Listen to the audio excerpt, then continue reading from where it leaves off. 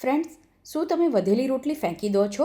આજે એ જ રોટલીથી બનાવીએ એટલો ટેસ્ટી પિઝા કે તમે રોજ રોટલી વધારે બનાવશો.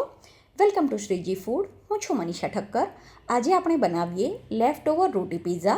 સૌથી પહેલાં આના માટે આપણે વધેલી રોટલી કે પરોઠું લેવાનું છે અને એના ઉપર થોડું મેયોનીઝ લગાવી દેવાનું છે.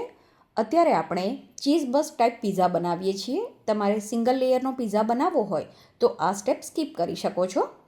મેયોનીઝ લગાવી દઈએ એ પછી મેં ચીઝ સ્લાઇસના નાના નાના ટુકડા કરીને રાખ્યા છે. તો આખી ચીઝ સ્લાઇસ તમારે મૂકવી હોય તો પણ મૂકી શકાય. મેં ચીઝ સ્લાઇસના નાના નાના 6-7 ટુકડા આના ઉપર મૂક્યા છે. પછી થોડું સિઝનિંગ એડ કરી દેવાનું, જેમાં ઓરેગાનો અને ચીલી ફ્લેક્સ લીધા છે.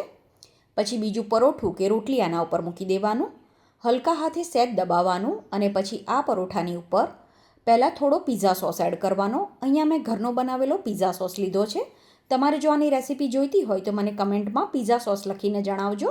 આની સાથે જ થોડું મેયોનીઝ એડ કરીશું અને આ બંને વસ્તુને આપણે પરોઠાની ઉપર સરસ રીતે સ્પ્રેડ કરી દેવાનું છે. પછી આના ઉપર શાકભાજીનું ટોપિંગ કરવાનું છે. તો અહીંયા મેં કેપ્સિકમ, ટામેટાં અને સ્વીટકોર્ન લીધા છે. તમે ડુંગળી ખાતા હોય તો ડુંગળી પણ એડ કરી શકો.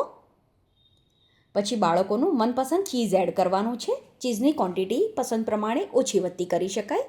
અહીંયા મેં મોઝરેલા ચીઝનો ઉપયોગ કર્યો છે. હવે આ પિઝાને તમે તવીમાં ધીમા ગેસ ઉપર 4 થી 5 મિનિટ માટે શેકી શકો છો. અને તમારે જો આને એર ફ્રાય કરવો હોય તો પહેલાં એર ફ્રાયરને 160 કે 165 ડિગ્રી ઉપર પ્રીહીટ કરી લેવાનું અને પછી પિઝાને આમાં મૂકીને 4 મિનિટ માટે બેક કરી લેવાનો છે.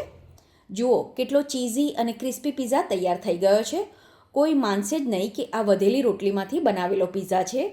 ખૂબ જ ટેસ્ટી અને ફટાફટ બની જતો આ નાસ્તો છે. તો તમે વેકેશનમાં કે સાંજના નાસ્તામાં આ જરૂર ટ્રાય કરજો. અને જો તમને રેસીપી પસંદ આવી હોય તો રેસીપીને લાઇક કરજો અને આવી સરળ રેસીપી જોવા માટે શ્રીજી ફૂડને સબસ્ક્રાઈબ કરવાનું ના ભૂલતા.